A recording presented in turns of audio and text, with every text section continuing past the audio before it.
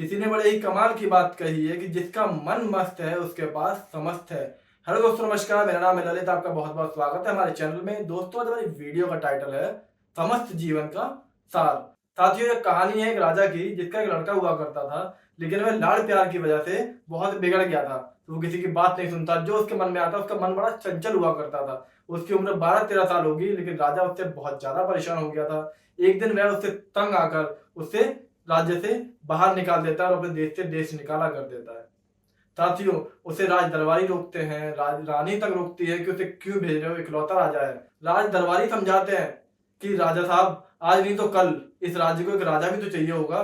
वो एक राजकुमार है, आप उसे ऐसे बाहर निकाल देंगे तो वो कहाँ जाएगा? अभी तो उसकी उम्र कुछ भी नहीं है। राजा किसी की कुछ ना सुनते हुए उसे राज्य से बाहर निकलवा देते हैं और वह वहां से बाहर चला जाता है। साथियों, देखते ही देखते कुछ वक्त निकलता है और राजा की जो उम्र है वो बुढ़ापे की तरफ आगमन करती है। अब राजा सोचता है कि इस राज्य को एक राजा देने का वक्त आ गया है। अब मुझे राजकुमार चाहिए होगा।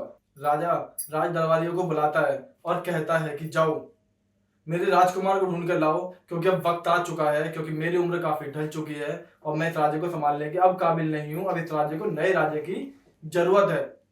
तो साथियों, पूरा राज दरबार जो है राज दरबारियों के साथ निकल जाता है राजकुमार को ढूंढने के लिए। वह देश विदेश ढूंढते हैं, कुल व्याकुल ढूंढते हैं, गली चौबारे पे ढूंढते हैं, लेकिन वह जो राजकुमार होता है जिस उम्र में उसे बाहर निकाला था उसे कुछ आता नहीं था, उसे कुछ करना नहीं आता था, उसे कोई काम नहीं आता था, उसे कोई काम देने वाला नहीं था।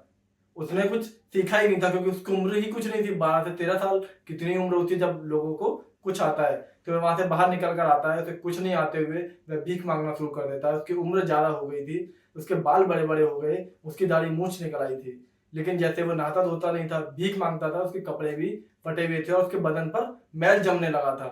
मतलब एक तरह से यह है कि वह पहचानने में नहीं आ रहा था। राजकुमार जो बगल वाला राज्य होता है उसके नुक्कड़ पे बैठा हुआ मिल जाता है। वह उसकी तरफ देखते हैं, उसकी आंखों को देखा तो कहते हैं ये आंखें तो कहीं देखी हुई लग रही हैं। राज दरबारी में से जो सैनिक होता है वह नीचे उतरता है और उसकी तरफ देखता है और कहता है कि तुम कौन हो? तो वह उसको खुद नहीं पता होता कि वह कौन है।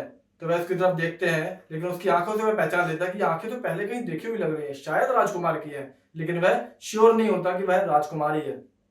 तो इतना कहते हुए वह बाकी सैनिकों से कहता है कि इसको नहलाया जाए। इसके हाथों पे मट्टी लगी होती है, उस मट्टी को हटाते हैं तो देखते हैं कि राज चिन्ह होता है, जो कि सिर्फ राजकुमार के हाथ पर था।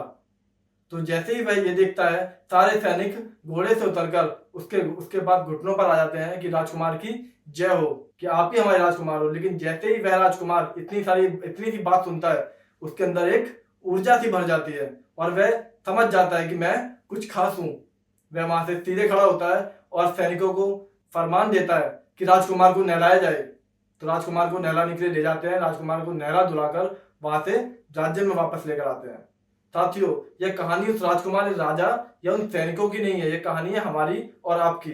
कि साथियों, भगवान ने हमें दिया तो हमें सब कुछ होता है, लेकिन हमारी कुछ त्रुटियों की वजह से वह हमसे खो जाता है, हमारी गलतियों की वजह से वह हमारे हाथ से चला जाता है या हम उसे संभाल नहीं पाते। लेकिन साथियों, एक वक्त ऐसा आता है कि हम उन्हें वापस पा सकते हैं। अगर वह वक्त आपके जीवन में दोबारा कभी वापस आए तो आप उसका जरूर इस्तेमाल करें। यह वीडियो सिर्फ यही बताना चाहती है। साथियों, अगर आपको हमारी वीडियो पसंद आई हो तो वीडियो को लाइक कमेंट शेयर जरूर करें।